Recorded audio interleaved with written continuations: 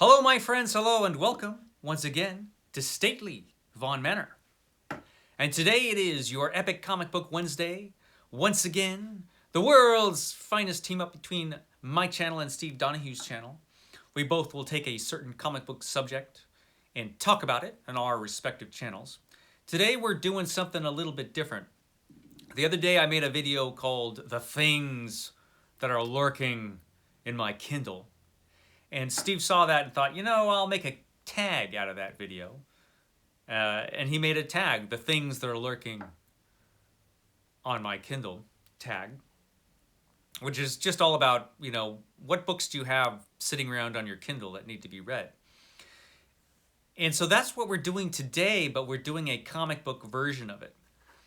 Talking about the comic books that are lurking on our respective devices. Steve has, I think, a traditional iPad. I have this. This is the Kindle Fire something or other. It's the cheapo tablet that Amazon makes. And I got this for one purpose only, to read comic books on it. Because I'm not going to read comic books on a phone or something. I wanted a good size tablet, which this is. And so that's really the only reason I got it. I do other things on it. I could watch movies on it and stuff, read regular books. But I got it for comic books. And I got a lot of comic books lurking on here. Now, when digital comics first came out, they weren't very popular with comic book fans. Might still not be very popular for a lot of them, because a lot of them, for one thing, thought that digital comics would spell the end of the traditional comic book shop. It's actually comic book companies that are doing that, but digital comics did not do that. I actually like digital comics a lot. A lot of the comic books that I've read for the first time, I've read on this. Most of the comic book Saga by Brian K. Vaughan and Fiona Staples, I read on this. And I'm glad I did, because one advantage of this is you can't flip ahead as easily. So it's easy to retain the surprise. And there are a lot of surprises in that comic. So I'm glad I read that on the Kindle. I also read Why the Last Man on this. I read a lot of comics for the first time on this device. It has its advantages. I don't know how well you can see this. Definitely doesn't look as good here than it does in real life. But this is the first issue of the Tomb of Dracula. Of course, I've got all the Tomb of Dracula on here. And you can just flip ahead and you go through the comic book. But this does have a couple of cool features.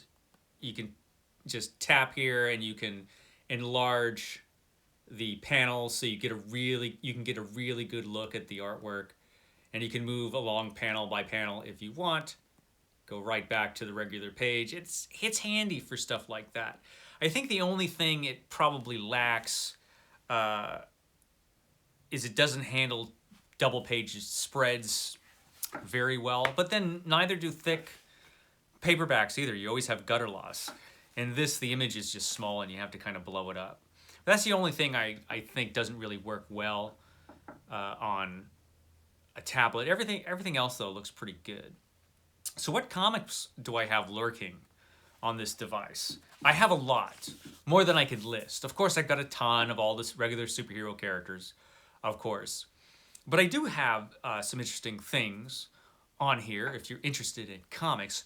One thing, of course, I have to mention, since this is World's Finest, our World's Finest team-up is World's Finest. I have the Silver Age World's Finest, which is Batman and Superman who teamed up together and had adventures back in the olden days. Good old stuff, the World's Finest comic books. We haven't talked about it, but they're cool comics. I really enjoy this old stuff. Stupidly, because DC Comics' reprint program is ridiculous, we don't have a ton of Silver Age Superman stuff, digitally or otherwise. So annoying. So that's one thing that I had to throw up there right away. But I also have some stuff either on digital that I don't have otherwise or just don't have at all physically. American Vampire is one of the comics I want to give a try to. I remember it came out, I think, during the New 52, DC's New 52. And some other booktubers have been watching it lately. David at David's Book Reviews have been reading it recently. David at David's Book Reviews has been talking about it. And so I thought, I'll pick that up and read it. I haven't yet, but it looks pretty good, actually. And so I've got that lurking on my Kindle as something to read. Also, I have a lot of BPRD that I have to read and catch up on. This takes place in the Hellboy universe, the Bureau for Paranormal Research and Defense, which Hellboy was a part of before he quit. And of course, I love Hellboy. I've read every issue of Hellboy. Of course, I've got Hellboy on this thing. Everything Hellboy. But I have all of this stuff too. And Abe Sapien and all the other stuff that goes along with it. I just haven't read it all yet. And there's a lot of it. There's so much of it. What I've read, most of it has been pretty good. Some of it,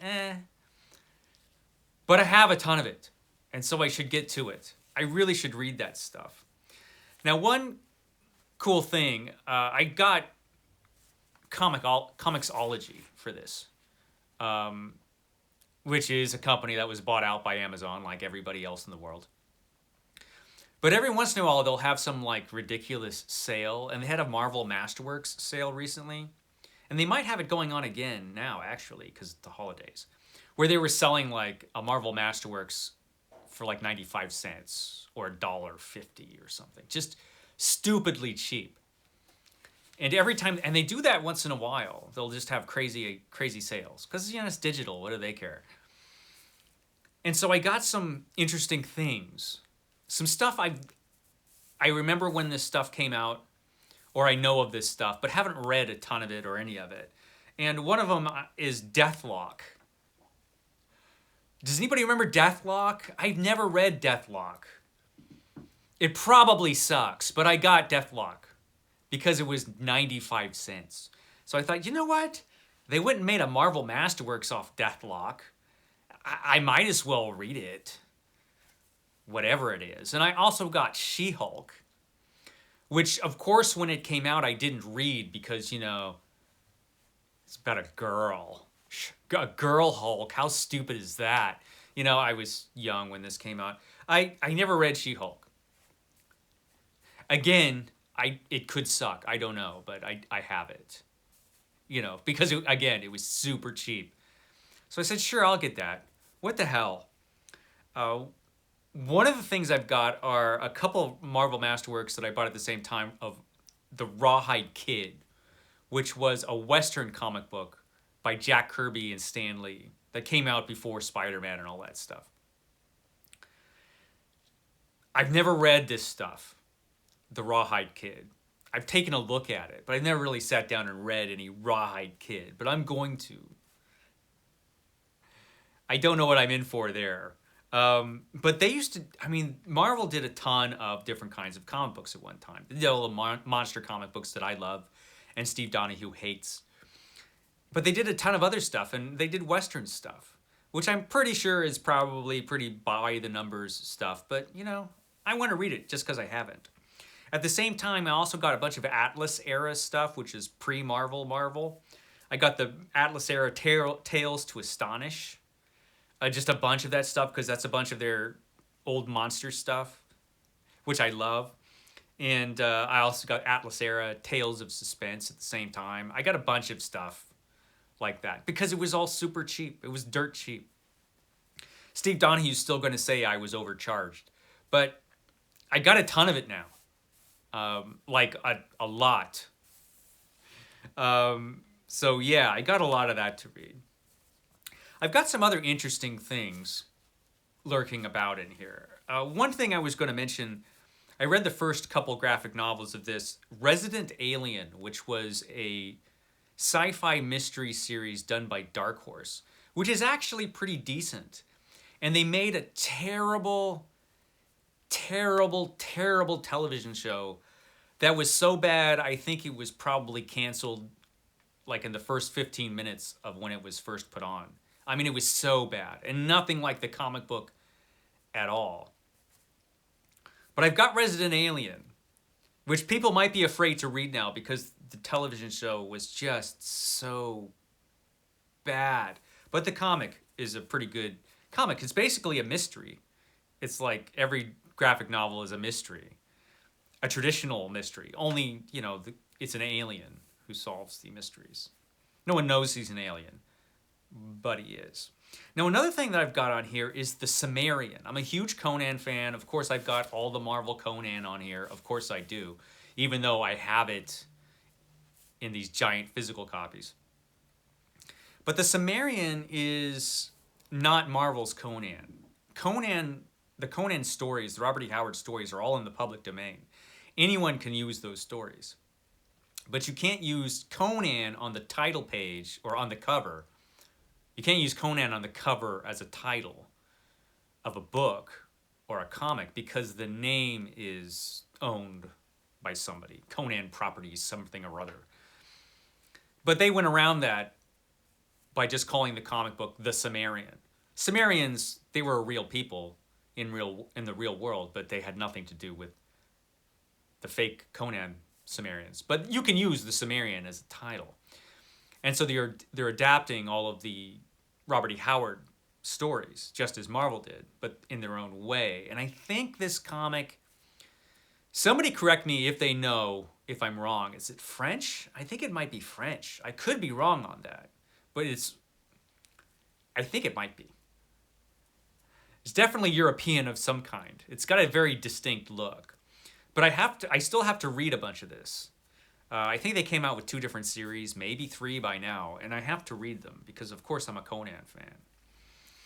Also, because I have to, I have a bunch of reprints of this in physical form, but they're kind of old and tattered. Tales from the Crypt. All the old EC comics I love. So I've got Tales from the Crypt. They're doing some reprint volumes of these now, and I have these digitally. I've got Tales from the Crypt, and of course, what I like even more than that is Weird Science. I love their old science fiction comics, EC Comics. Now, EC Comics was one of the greatest comic book companies that ever existed. They did the best comics pretty much ever. And Weird Science was a fun comic book. That's pretty cool. So I've got this stuff yet to read on my Kindle, lurking on my Kindle. A lot of this stuff I haven't read for 20 years. Another thing I picked up because I was curious is The Eternals. I've never read this. This is Jack Kirby's The Eternals. It's probably bad. Some of the artwork I've seen was pretty good, though. They came out with the Eternals movie that looked terrible. I have no desire to see it at all because it really looks bad, and I've heard nothing good about that movie. But the comic, I should give that a go. For Jack Kirby's sake, I should read that. I have no idea whether it's good or bad, but I should read it. Another weird thing that I have, and I used to read this when I was a kid, is a comic book called The Vigilante. I have the first 20 or so issues of The Vigilante, and you can get the whole series, I think. The Vigilante was created, I believe, by Marv Wolfman. It was a spin-off from the new Teen Titans. And the Vigilante is basically this psychopath vigilante who goes around killing bad guys. He's like the Punisher, but not as competent, I've discovered, and more insane. This guy, the Vigilante, has real problems. So it's an interesting comic book. I remember when I read this when I was a kid, it seemed cooler than it does now. Now I can poke holes in in the Vigilante comic book just because this guy seems like such a basket case. And after you've seen the Punisher work, this guy just doesn't seem, well, let's just say he's not the best vigilante around. But still, the little I've read of it as an adult so far has been interesting, and I'm going to read more of it. One of the things I want to catch up on, first of all, I got the Golden Age Batman, which I don't have any physical copies of at all, except for maybe a couple archive editions that I have left over from whenever the heck they published those. But I have the Golden Age Batman that came out in paperback. I have that on my Kindle Fire on my tablet. And I'm going to read that again because a lot of that I've actually never read. And what I've never read at all is the Golden Age Wonder Woman. I've never read that. There's a lot of Wonder Woman that I haven't read, so I've got a ton of Wonder Woman on here, a lot. But I'm going to start with the Golden Age Wonder Woman. Another thing I've got on here. These comics are really cool. This is Creepy Comics and Eerie Comics. Creepy and Eerie came out, was it in the 70s? I think it was. It was in the tradition of EC Comics, and they had a lot of artists that worked on the old EC Comics doing that kind of thing for the Creepy and the Eerie comics from Warren Publishing, I think. And so it was they were magazines that would come out, and they were really, really good. They lived up to their name. At least they did when you were a kid reading this stuff. And so I picked up some of this stuff to read as an adult, and I haven't really gotten to it yet. I'm too busy trying to get through a book buying ban by reading 100 books. But I've got to get back to it because it's some good stuff, it looks like. I read some of it when I was a kid, but not enough. One thing I haven't read since it came out was The League of the Extraordinary Gentlemen by Alan Moore. There's several series of this now. I read the first one issue by issue as it first came out, and I remember finding it really interesting. And they made a terrible movie off of it. But I never read the rest of this stuff, so I've got to start over from the beginning and read this stuff.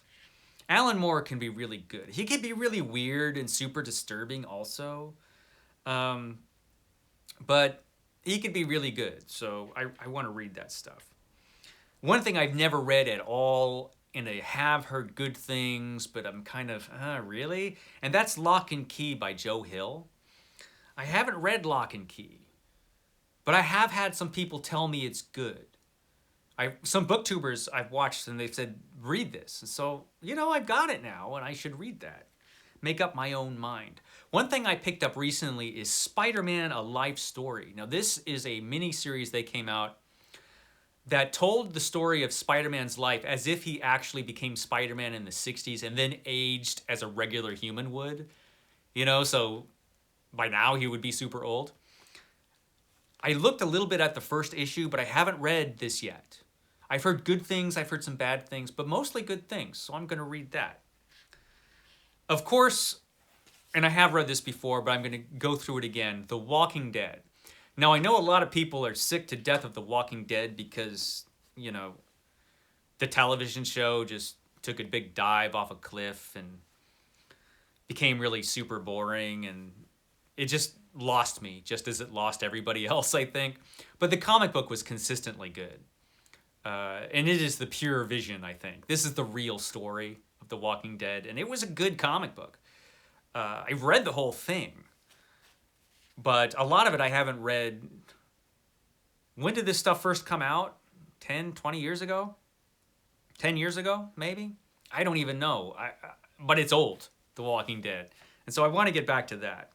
And I'm going to finish off with a comic that I read some of in old beat-up back issues long time ago, but I want to get back to it, and that's The Challengers of the Unknown by Jack Kirby. I got a collection of this on the Kindle Fire tablet. And so I want to read that because it's Jack Kirby and it's foundational stuff, I believe. That is just a little itsy bit that I've got on my Kindle here, my Kindle Fire tablet. I mean, I've got a ton of stuff. I mean, oh, look, I accidentally pressed on the X-Men. I do have some, make that go away.